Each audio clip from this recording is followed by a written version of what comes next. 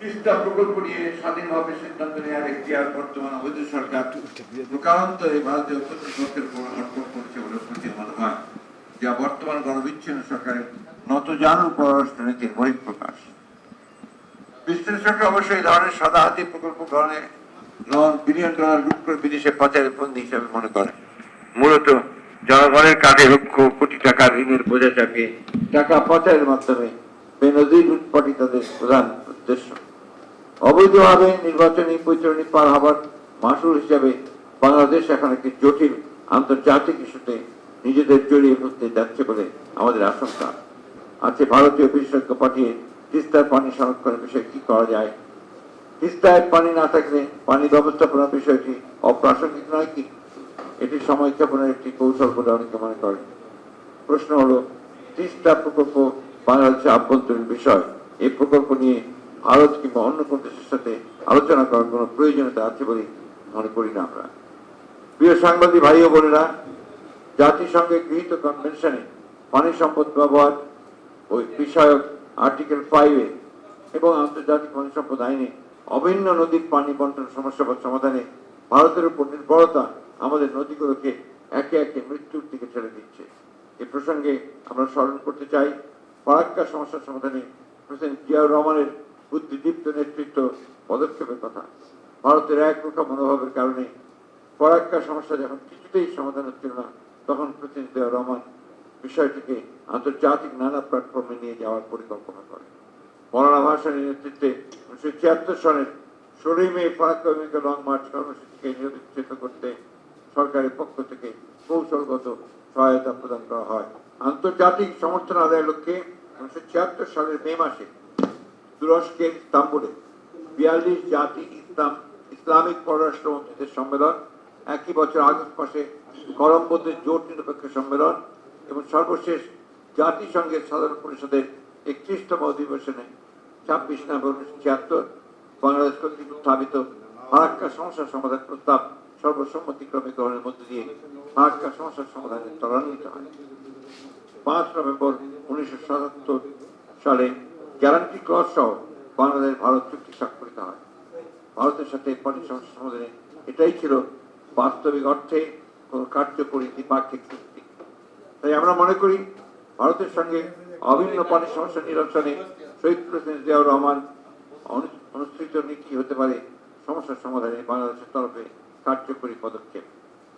বাংলাদেশের জন্য পানির ন্যায্য হিসাব পাওয়া অত্যন্ত জরুরি।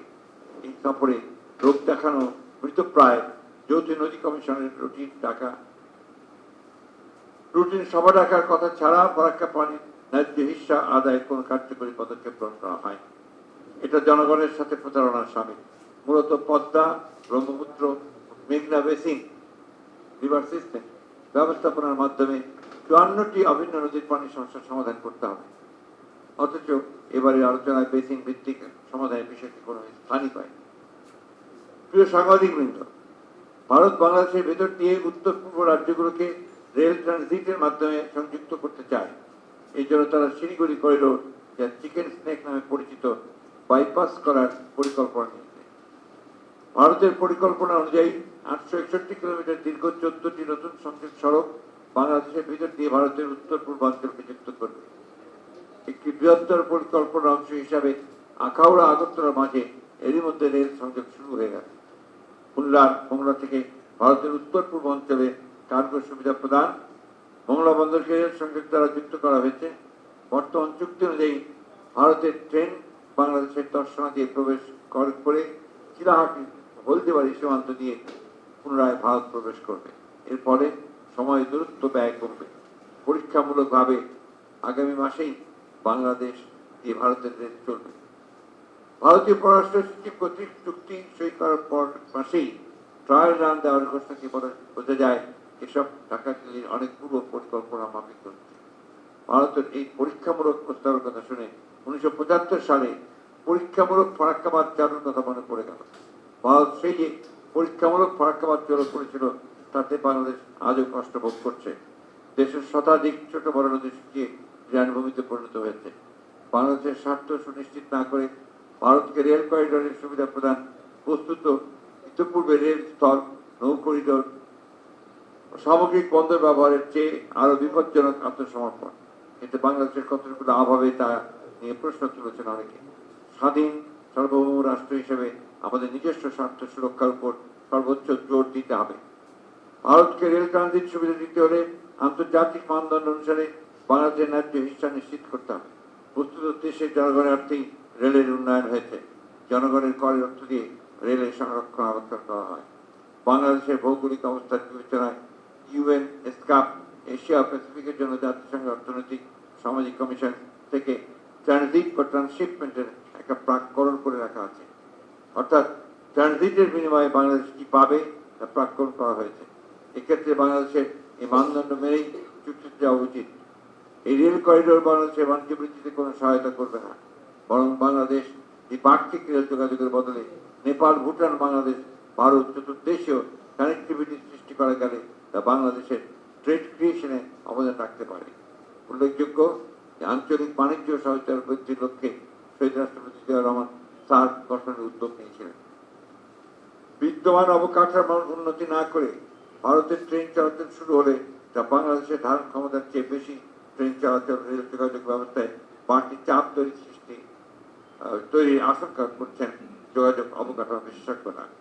একজন সামরিক বিশেষজ্ঞ সম্প্রতি লিখেছেন, সর্বত্র বাংলাদেশের ভূমি ব্যবহার করে ভারতকে ট্রেন চলাচলের সুযোগ করে দিলে বাংলাদেশের নিরাপত্তা প্রতিরক্ষা ব্যবস্থা মারাত্মক হুমকির মুখে পড়তে পারে।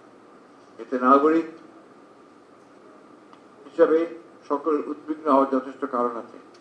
করিডোরে আড়ালে সিলগালা করা ভারতীয় রেলবগিতে সশস্ত্র সামরিক লোক ও অস্ত্র সরঞ্জাম ঢুকলে অনেকেই এসব ভারতীয় রেল বগিগুলোকে গ্রিক মহাকাব্যের প্রধান হর্ষের সাথে তুলনা করতে পারে, যে কাঠের হর্ষের পেটে গ্রিক সৈন্যরা লুকিয়েছিল আর নিশিরাতে ঝাঁপিয়ে পড়ে ট্রয় নদীকে ধ্বংস করে। উপস্থিত সাংবাদিকবৃন্দ, বাংলাদেশের ভারত সীমান্তে ভারতীয় সীমান্তরক্ষী বাহিনী বিএসএফ এর গুলিতে প্রতি বছর রেকর্ড পরিমাণ সীমান্ত হত্যাকাণ্ড সংঘটিত হওয়ার পরেও এই সফরে এ বিষয়ে বাংলাদেশ সরকার চূড়ান্তভাবে নিশ্চিত থেকে এমনকি ভারত, নেপাল, ভারত, চীন, ভারত পাকিস্তান সীমান্ত এই পরিমাণ হত্যাকাণ্ডের ঘটনা ঘটতে দেখা যায়নি। মানবাধিকার সংগঠন আইন সালিশ কেন্দ্রের তথ্য অনুযায়ী 2024 সালের জানুয়ারি থেকে মে মাসের শেষ পর্যন্ত অন্তত 11 জন বাংলাদেশ সীমান্ত হত্যাকাণ্ডের শিকার হয়েছে। আহত হয়েছেন আরো 9 জন। মানবাধিকার সংগঠন অধিকারের মধ্যে 2000 থেকে 2020 সালের মধ্যে ভারতীয় সীমান্ত বাহিনীর গুলিতে কমপক্ষে 1234 বাংলাদেশি নিহত এবং 1145 জন আহত হয়েছেন। এমনকি বিএসএফ এর গুলিতে বাংলাদেশের সীমান্তরক্ষী বাহিনী বিজেপির সদস্যরাও রেহাই পায়নি। শেখ হাসিনার সফরের মাত্র 3 দিনের মাথায় লালমনিরহাট সীমান্তে ভারতীয় সীমান্তরক্ষী বাহিনীর গুলিতে নুরুল ইসলাম নামে এক বাংলাদেশি নিহত হয়েছেন। এছাড়া সীমান্তে সংঘটিত ঘটনায় মুখে ও মাথায় গুলি করে মানুষ হত্যা করা হচ্ছে, অথচ পৃথিবীর বিভিন্ন দেশের সীমান্তে একান্তই গুলি করতে না হলে বুকে নয় পায়ে গুলি করার নজির রয়েছে। সম্প্রতি ভারতীয় পররাষ্ট্র সচিব বলেছেন, বিএসএফ কে নাকি আত্মরক্ষার জন্য গুলি করতে হয়, যা নিতান্তই হাস্যকর। বাংলাদেশের পক্ষ থেকে সীমান্ত হত্যা বন্ধে শেখ হাসিনার পক্ষ থেকে একটি শব্দ উচ্চারণ করার কথা শোনা যায়নি। অপরদিকে ভারতের পক্ষ থেকে সেই রুটিন আশ্বাস, আর সেটাই আমাদের সরকারকে মেনে নিতে হয়েছে। প্রিয় সাংবাদিক ভাই ও বোনেরা, শেখ হাসিনার সর্বশেষ দিল্লি সফরটি কার্যতই একপাক্ষিক। এ সফরে স্বাক্ষরিত সমঝোতা কিংবা চুক্তি বাংলাদেশের ন্যূনতম স্বার্থ সুনিশ্চিত করে না। এছাড়া আলোচনায় এমন কিছু বিষয় এসেছে যাতে বাংলাদেশের সার্বভৌমত্ব নিয়ে প্রশ্ন উঠেছে। সামরিক সহযোগিতার নামে জাতীয় নিরাপত্তাকে হুমকির মুখে ঠেলে দেওয়া হয়েছে। ইতিপূর্বে আদানির সাথে বিদ্যুৎ আমদানির অন্যায্য চুক্তি, জ্বালানি ও বিদ্যুতের মতো অধিকতর কৌশলগত পণ্যের জন্য ভারতের উপর নির্ভরশীল করে তোলার চলমান উদ্যোগ দেশবাসী ও আন্তর্জাতিক বিশেষজ্ঞের সঙ্গে লক্ষ্য করেছে। উপস্থিত সাংবাদিকবৃন্দ, বাংলাদেশের বর্তমান অবৈধ সরকার অনেক আগেই স্বাধীনভাবে পররাষ্ট্রনীতি গ্রহণ বাস্তবায়নে কার্যত অক্ষম হয়ে পড়েছে। তারা রাষ্ট্রের স্বার্থ জ্বালাতে দিয়ে কেবলমাত্র ক্ষমতার দখলদারিত্ব অব্যাহত রাখলে দেশি বিদেশি সহযোগী গোষ্ঠী এবং প্রভুদের নিরন্তর আস্থা অর্জনে সচেষ্ট। ঢাকা ও দিল্লি নতুন যাত্রা শুরু করেছে উভয় দেশের প্রকল্প 2041 ও বিকশিত ভারত 2047 অনুসরণ করে একটি স্মার্ট বাংলাদেশ নিশ্চিত করার যে ভবিষ্যতের কর্মপন্থা নির্ধারণ করা হয়েছে, শেখ হাসিনার বক্তব্যের মাধ্যমে তার ভারত সফরের প্রকৃত স্বরূপ উন্মোচিত হয়েছে, যা দেশবাসী গভীরভাবে উপলব্ধি করেন বলে বাংলাদেশ জাতীয়তাবাদী দল বিএনপি বিশ্বাস করে। এবারের ভারত সফর ম্যান্ডেটবিহীন হাসিনা সরকারের ধারাবাহিক কলমি চুক্তির সর্বশেষ সংস্করণ। এই চুক্তি দেশ তথা দেশের মানুষের কল্যাণে নয়, কেবলমাত্র আওয়ামী লীগের অবৈধ রাষ্ট্র ক্ষমতার মেয়াদ বৃদ্ধির নজরানা মাত্র। এই সফর সহ ভারতের সাথে ইতিপূর্বে স্বাক্ষরিত সকল চুক্তি অবিলম্বে জনসমক্ষে প্রকাশ করার দাবি জানাচ্ছি। আমরা পুনর্ব্যক্ত করতে চাই, সার্বভৌমত্ব, জাতীয় স্বার্থ ও জাতীয় নিরাপত্তা বিরোধী এই সকল চুক্তি জনগণ কখনো মেনে নেবে না।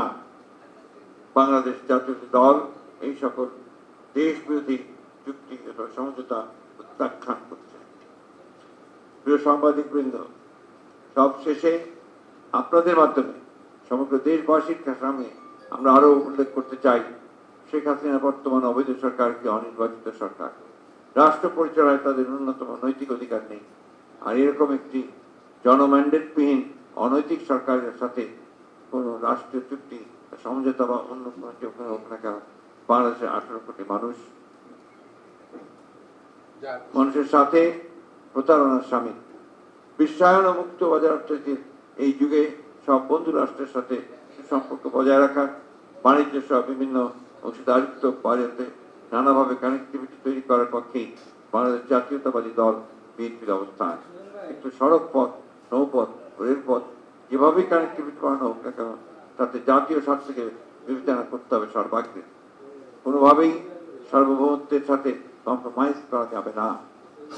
বর্তমান অবৈধ সরকার অবৈধ ক্ষমতা অটুট রাখার হিংসার্থে জাতীয় নিরাপত্তা ও সার্বভৌমত্বকে হুমকির মুখে ঠেলে দিয়েছে। এলো খবরের কাগজ, নিখাদ, নির্ভীক, নিরপেক্ষ।